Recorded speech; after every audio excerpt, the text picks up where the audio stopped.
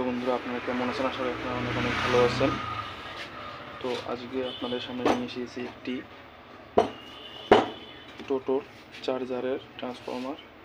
তো আমাদের ট্রান্সফর্মারটা জ্বলে গিয়েছে, আমরা পুরানো তারগুলো খুলে নিয়েছি। তো এখন আমাদের ট্রান্সফর্মারটা ওয়াইন্ডিং করার জন্য সবার আগে আমাদের কী করতে হবে, কটন ফিতা এগুলো দিয়ে আমরা এটা ভালোভাবে মুড়িয়ে নেব। আপনারা চাইলে সুতি কাপড় দিয়ে ভালোভাবে মুড়ে নিতে পারেন। তো বাইন্ডিং করে আপনাদেরকে বাইন্ডিং দেখিয়ে দিচ্ছি এবং কীভাবে বাইন্ডিং করতে হবে তাও আপনাদেরকে বলবো, একদম সহজভাবে। যারা বাইন্ডিং কোনো করেননি তো তারাও কিন্তু অনেক সহজে এগুলো বাইন্ডিং করতে পারবে। তো বন্ধুরা, আমরা কয়েলটি বাইন্ডিং করে নিয়েছি, আপনাদেরকে দেখাবো কিভাবে বাইন্ডিং করছি আমরা। তো তার আগে বলে দিই, আমরা যে বাইন্ডিং করছি আমাদের এইখান থেকে আমরা শুরু করছি, এইখান থেকে ফার্স্ট লুপ থেকে শুরু করছি। প্রথমে আমরা যে ফার্স্ট লুপটা বাইর করব, এইখান থেকে পরের লুপের মাঝে আমরা 20 টান দেব। 20 টান দেওয়ার পরে আরেকটা লুপ বার করব আমরা। এই লুপটা বের করছি, ফির এইখান থেকে আবারও 20 টান দেওয়ার পরে আর একটি লুপ বার করছি, এই যে এইটা। এভাবে আমাদের এখানে 60টি লুপ বাইর করে নিয়েছি, টোটাল 60টি লুপ। তারপরে আমরা এইখান থেকে যে পাকগুলো দিছি, আমাদের পাকগুলোর মাঝে কোনো হিসাব নাই। আপনারা হিসাব না করে কিন্তু অনেক সুন্দরভাবে ট্রান্সফর্মারগুলো বাইন্ডিং করতে পারবেন। তো আমরা কি করেছি, এইখান থেকে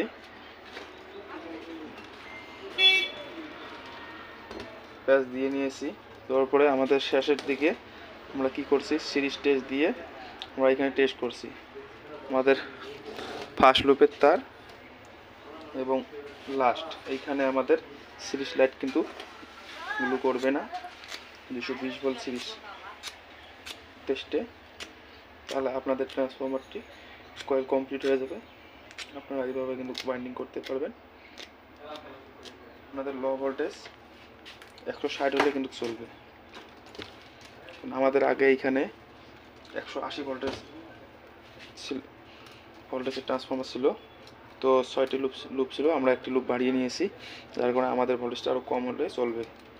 তো আমাদের এইখানে 12 ভোল্ট ডিসির কারণে আমরা 2টা তার বার করে নিয়েছি আমাদের এইখানে কুলিং ফ্যান চালানোর জন্য। আমার এইখানে প্যাচ দেওয়া আছে 16 প্যাচ। তো আমাদের প্রাইমারি কয়েল বাইন্ডিং করার জন্য তার লাগবে 18 নম্বর তার অ্যালুমিনিয়াম। অনেকে 19 নম্বর তার দিয়ে করে, 19 নম্বর তার দিয়ে করলে কিন্তু আপনাদের প্রাইমারি কয়েলটা লাস্টিং করবে না। আমাদের কয়েল বাইন্ডিং করার জন্য আমরা তারগুলো এরকম একটি বাঁশের কামে তুলে নেব এইভাবে, যাতে অনেক সুবিধা হয়। অনেক সময় কিছু লোক এইখানে তার মুড়িয়ে নিয়ে কিন্তু কয়েল বাঁধে, ওটাতে অনেক সমস্যা হয় এবং যে কয়েলগুলো থাকে কয়েলগুলো ভালোভাবে টাইট হয় না, যার কারণে আমাদের কয়েলটা ভাইব্রেশন করার ফলে শেষে আমাদের কয়েলটি কিন্তু চলে যায়।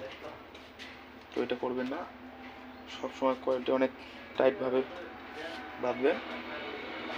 তো আমরা এখন এখানে সেকেন্ডারি কয়েল লাগানোর আগে আমাদের এইখানে কিন্তু আবারও আমাদের টেপিং করতে হবে। আমাদের এখানে পেপার দিয়ে ভালোভাবে মুড়িয়ে নিতে হবে এটাকে। তারপরে আমরা সেকেন্ডারি কয়েল বাইন্ডিং করব, আপনাদেরকে দেখাবো সেকেন্ডারি কয়েল কীভাবে বাইন্ডিং করতে হয়। এবং সেকেন্ডারি কয়েল বাইন্ডিং করার পদ্ধতি এবং প্রাইমারি কয়েল বাইন্ডিং করার পদ্ধতি একই সিস্টেমে আমরা তার ঢুকিয়ে থাকি এখানে।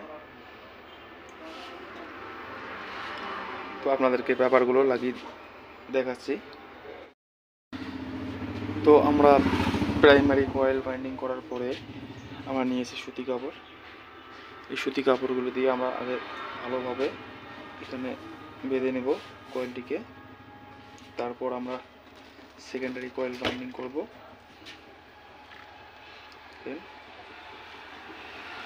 আমরা সুতি কাপড় দিয়ে কভারিং করে নিচ্ছি, যাতে আমাদের চার্জারটা হিট হলেও কোনো সমস্যা না হয়। আপনারাও সুতি কাপড় দিয়ে বেঁধে নিতে পারেন, অথবা কটন ফিতা যেগুলো আছে কটন ফিতা দিয়ে বেঁধে নিতে পারেন, কোনো অসুবিধা নেই। কটন ফিতা সুতি কাপড় এটা কী হয়, দেখুন এইভাবে আপনারা পুরোটা বেঁধে নেবেন। তো দেখেন আমরা কিন্তু সুতি কাপড় দিয়ে ভালোভাবে এটা বেঁধে নিয়েছি। তারপর আমরা কি করব, এইখানে আমাদের যেগুলো প্লাস্টিক আছে পেপার, এটা দিয়ে ভালোভাবে মুড়িয়ে নেব। এখানে আমরা কীভাবে মুড়িয়ে নিচ্ছি, আমাদের এখানে তো দেখেন বন্ধুরা, আমরা এখানে কীভাবে পেপারগুলো লাগিয়ে নিচ্ছি। এইভাবে লাগিয়ে নেবেন পেপারগুলো, ভালোভাবে টাইট করে নেবে, লুজ যাতে না থাকে। লুজ থাকলে সমস্যা হবে এবং সাউন্ড আসবে আমাদের চার্জার থেকে। কয়েল ভাইব্রেশনের ফলে আপনাদের চার্জারে অনেক সাউন্ড হয়ে যাবে। আপনাদেরকে পুরো পেপার লাগিয়ে দেখাচ্ছি। তো বন্ধুরা, আমাদের পেপার লাগা কমপ্লিট হয়েছে, দেখতে পাচ্ছেন। এখন আমরা সেকেন্ডারি কয়েল বাইন্ডিং করব। সেকেন্ডারি কয়েল বাইন্ডিং করার জন্য আমাদের যে তারটি লাগবে আমাদের 16 নম্বর তার, এবং 16 নম্বর তার ডাবল করে নিতে হবে। একসঙ্গে দুইটি তার কিন্তু ধরতে হবে। দেখেন আমাদের এই দুইটি তার আছে এখানে। তো আমরা এখান থেকে শুরু করব। দেখেন আমাদের এইভাবে কিন্তু প্রাইমারি কয়েলটিও বেঁধে নিয়েছি। এখানে একটি পেঁচ দিয়ে দেবো তারটিতে, যাতে তারটির মধ্যে না খুলে। তারপরে দেখেন আমাদের এখানে কিন্তু পেঁচ দিতে হবে। আমাদের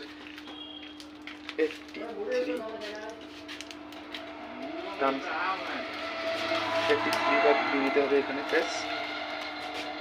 তো আমরা এইভাবে আপনারা কিন্তু সুন্দরভাবে পেঁচগুলো দিয়ে নেবেন। আমরা এই পদ্ধতিতে কিন্তু আমরা প্রাইমারি কয়েল বাইন্ডিং করে নিয়েছি। দেখেন যে তারগুলো আছে ভালোভাবে টাইট করে বাঁধবেন, যাতে লুজ না থাকে। লুজ থাকলে কিন্তু সাউন্ড আসবে এবং আপনাদের কয়েলটি জ্বলে যাওয়ার চান্স থাকে। তো আমরা লুজ রাখবো না, আমরা এখানে ভালোভাবে টাইট করে নেব। টাইট না থাকলে কিন্তু আমাদের সমস্যা হয়ে যাবে। দেখেন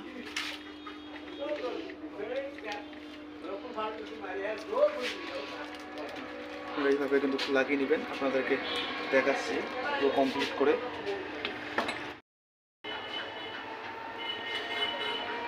তো বন্ধুরা, আমাদের সেকেন্ডারি কয়েল কমপ্লিট হয়েছে। এখন দেখতে পাচ্ছেন আমাদের কয়েলটি, আমাদের এই দুটি সেকেন্ডারি কয়েলের লুপ এবং এগুলো আমাদের প্রাইমারি কয়েলের লুপ। আমাদের সেকেন্ডারিতে যেগুলো টানতে হয় এগুলো হিসাব করে দিতে হবে, কারণ আমাদের সেকেন্ডারিতে কোনো আমরা সিরিজ টেস্ট করতে পারবো না, কারণ একটু আমার সেকেন্ডারি ডিসি হয়ে থাকে এবং প্রাইমারি যেগুলো আছে এগুলো আমাদের এসি প্রাইমারি হয়ে থাকে। আমরা এইগুলোতে আমরা সিরিজ টেস্ট দিয়ে আমরা চেক করতে পারি, তো আমরা এটাতে আমরা চেক করতে পারবো না। তো আমাদের সেকেন্ডারিতে তার লাগছে 16 নম্বর ডাবল তার, একসঙ্গে প্যাচ দিতে হবে। আমাদের এইখানে 83 প্যাচ দেওয়া আছে। তো আমরা এখন ফিটিং করব, ফিটিং করে আপনাদেরকে দেখাচ্ছি। তো বন্ধুরা, আমাদের চার্জারটি ফিটিং করা কমপ্লিট হয়েছে। দেখেন আমরা এখানে কুলিং ফ্যানটা চেঞ্জ করেছি, নতুন লাগিয়ে দিয়েছি, এবং এইখানে আমাদের যে অ্যাম্পিয়ার কাটারটা ছিল এটা আমরা চেঞ্জ করছি। দেখেন আমাদের এটা নতুন অ্যাম্পিয়ার কাটা। আমরা এগুলো ভালোভাবে ফিটিং করে নিয়েছি। এখন আপনাদেরকে লাইনে দিয়ে দেখাবো।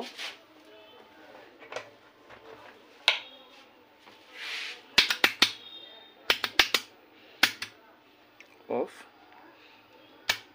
অন, আমাদের চার্জারটি অন হচ্ছে।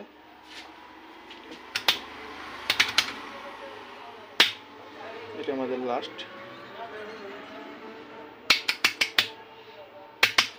তো আমাদের ভিডিওটি ভালো লাগলে আমাদের ভিডিওটিতে একটু লাইক করবেন এবং চ্যানেলটি সাবস্ক্রাইব করে আমাদের সাথে থাকবেন পরবর্তী ভিডিও দেখার জন্য।